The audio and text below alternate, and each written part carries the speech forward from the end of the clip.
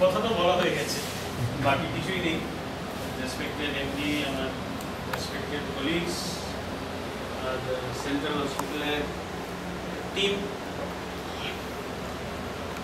আমি কিন্তু একটু অন্যভাবে দেখি রিটায়ারমেন্ট।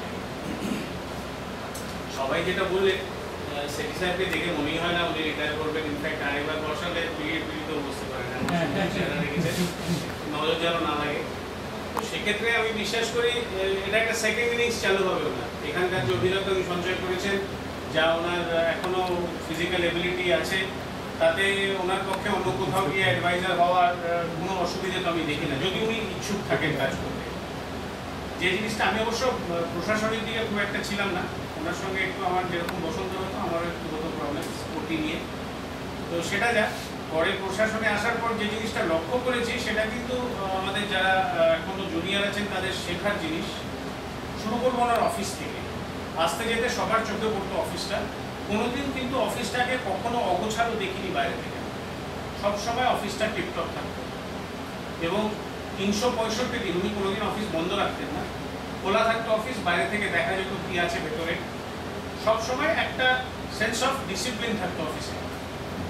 সেকেন্ড, ওনার ফাইল যারা দেখেছেন, ওনার কেস প্রিপারেশন যারা দেখেছেন, এই যেগুলো বলা হলো garbage disposal, biomedical waste disposal, আমার সুযোগ হয়েছে খালি সই করার, কিন্তু সই করার সময় যখন পাতাগুলো দেখেছি, ফাইলের কন্ডিশন দেখেছি, শেখার জিনিস। এত সুন্দরভাবে নিট অ্যান্ড টাইডি উনি নিজেই টাইপ করতেন নিজের কম্পিউটারে, কারো কাছে গিয়ে দাঁড়াতেন না যে আমার চিঠিটা টাইপ করে দাও।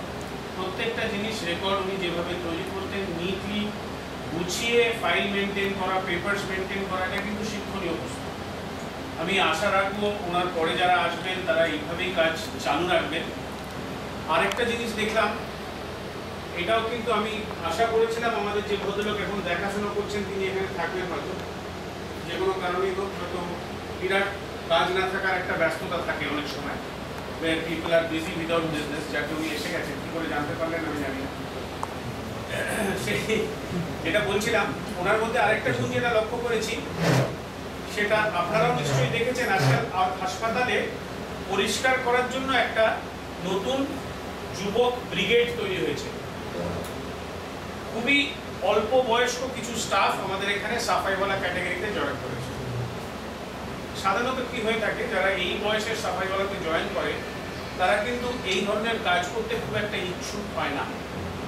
তাদের সবার মধ্যে একটা থাকে কি করে আমি লুকিয়ে কাজ করবো বা পালিয়ে কাজ করবো।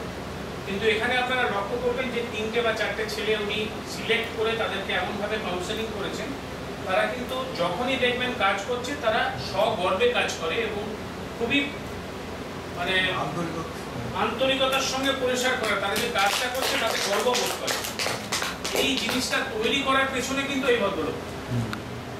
ওরা যখন এসেছিল তার মধ্যে দু একে হয়তো হিন্দি বা বাংলা জানি না, তেলুগু ছাড়া কোনো ভাষা জানি না। তাদেরকে সেইভাবে কাউন্সেল করে বুঝিয়ে